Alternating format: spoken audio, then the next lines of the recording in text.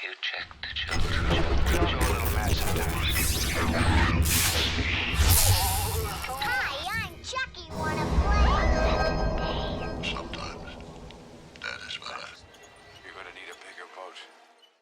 Hey everyone, welcome back to The Horror Show. I'm Cecil Laird, and I'm here to discuss a brand new 2024 release that I definitely think is worth your guys' time and effort to go not only watch, but watch it in theater to get that crowd reaction. This is one of those films that a crowd reaction on either the first or at the very latest the second weekend of a film's release is what you want. Ideally, first weekend. And what I'm talking about today is a movie called The Substance. Now, I missed the press screening for this last week, and a friend of the channel, a friend of myself, Jason Smith over at Sinister Cinema, he told me that it's his favorite of the year as he came out of the screening. I unfortunately was in the hospital, so I had to miss the screening, but I got around to seeing it in the very first early access screening I could with my AMC A-list, which was today, Wednesday, the week that it finally comes out. And I gotta say that this is definitely in the running for tops of 2024. It's either this or Strange Darling for me, but I think ultimately I'd have to give it to Strange Darling, and that's only because this film was 2 hours and 20 minutes, and I feel like it could have been cut down, and I still am not 100% sure I'm 100% on board with the as wild as it got towards the end. I think I am. But anyway, I'm not going to spoil anything in this review, but I do want to tell you why I like this movie as much as I do. And there are a lot of good reasons. So first off, The Substance stars Demi Moore and Margaret Qualley, as well as Dennis Quaid, in a completely out of the blue. I've never seen him play a character like this, but my God, was he effective in this role. And then the film was directed by Coralie Fargeat. I'm not sure how to say it. I believe she's from the UK or maybe France. I know this is a UK and France co-production. But nonetheless, the film, my overall thoughts are that, as I alluded to before, it is a really phenomenal movie. Not just because the story is engaging, but quite frankly, while I might prefer Strange Darling, I think this was a better made movie because they do a lot of really interesting things, and this film needs all parts to be as good as it is, whereas Strange Darling, I wouldn't be as strict because the execution and story are that engaging to me. But this one, the execution is unlike things that you see very often. The film itself is, I would say, a kind of Dorian Gray for the New Ages, and they, as well as, it's like Cronenberg's Dorian Gray featuring models and actresses. I know it's a little out there to describe it that way, but that truly is what it ends up being, and it's so surprising and so engaging and so well presented between the story, the acting, the cinematography, and the score itself, the sound design. Like, everything is firing on all cylinders in this film. That's why it's giving Strange Darling a run for the money. I'm not sure I'm on board for the runtime or the very, very end of this film, but everything else is done so in such an accomplished manner that it might push it ahead by the time I get around my end of the year list. Either way, those are the top two, and this one is really fighting to be in that top spot. So just getting into the overall story of the film, Demi Moore plays an actress or a health guru on TV that is like, she's like a Richard Simmons. It feels, this film, it doesn't place itself time-wise, but it feels like it's taking place in the 80s with certain 2020s aesthetics. So it was an interesting mixture. It's almost a little bit like It Follows in that way. It felt like an 80s movie, but there were things that placed it in the future. So anyway, that's kind of the vibe I got here. And so Demi Moore plays this health guru actress that is really popular, and unfortunately she is aging and aging out, as certain aspects or certain people in Hollywood might say. Dennis Quaid plays this producer of the show who is very callous and doesn't give two shits about anything except the bottom line and schmoozing and whatnot. He plays it so well, and he is named Harvey.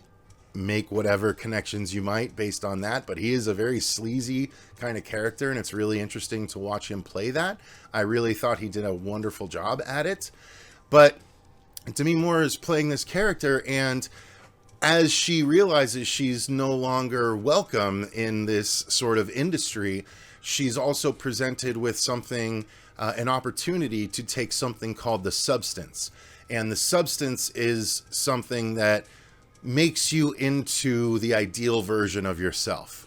And I won't explain further than that, but she takes the substance and the story kicks in and the ideal version of her takes over, and it becomes way more engaging, and I don't want to say any more than that.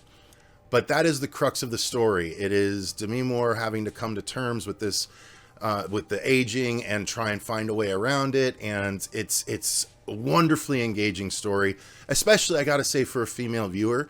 I think this movie is definitely appreciable by both sexes, any and all sexes, and but I do think that women specifically will, especially, you know, women that are, you know, 40 plus are going to start going to appreciate this on a different level. And I think it's very much awesome that they're going to feel that representation in such a cool horror Cronenbergian movie. Like, I love it for that reason. And I won't say where that all comes into play, but things do go, you know, they don't necessarily go right? You know, it's a horror movie, so you know things don't necessarily go as the character hopes. But how things go haywire is so interesting and so engaging, and it's just really entertaining. And I think that's a good time to segue into the acting, because the acting is phenomenal. Both Margaret and Demi are amazing. Dennis is amazing. Everyone, though, all the supporting cast are amazing, but those three carry the film, and specifically Demi and Margaret carry the film, and it plays like a tennis match almost, and they both get to have their time at, you know, at bat, so to speak, mixing metaphors here, mixing sports metaphors. But they serve the ball back and forth, they volley it back and forth, and it's really interesting and well done. And Demi blew me away, I gotta be honest. You know, I don't recall the last time I saw her on screen, but she is phenomenal in this movie. She's so good, and I would say, you know, again, if horror movies were nominated for Oscars, I think this would definitely be one that she should be nominated for. She's so fucking good in it. And Margaret as well. So good as well. So, acting-wise, amazing. Cinematography plays a big part in this film, and it is filmed beautifully. The cinematography actually helps tell the story. I don't want to say exactly what happens, but, you know, from the way her home is presented, and this speaks to the set design and production design as well.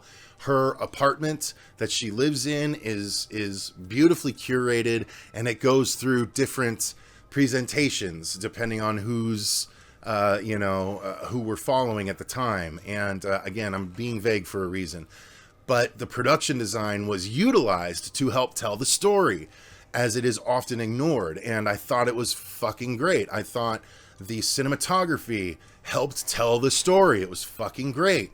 And again, I hesitate to say more than that, because I'd have to get into the story reasons as to why the cinematography helped and was so amazing. The score, you guys, is one of the best in recent memory, one of the most standout. And I often will say in my reviews, the score was there, I don't really remember it, so I guess it was okay.